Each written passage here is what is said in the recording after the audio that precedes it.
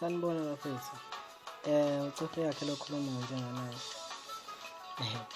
Ngiyazi ukuthi abanye mhlasimbe bazomangala ngoba ama-video akajwayele ukwenziwa abaculi basemzini enkulu. Lokhu kuyaqaleka ngami. Mhlambe kuyagcina yasazi. Kodwa-ke uma ngisoloko ngikhona ngizalo ngiqhubeke ngikwenza ama-video. So bafethu kune-video izophuma lapho ngizazisa khona kubantu. Bengicela ukuthi bafethu nisiphumele ningiphushela yona.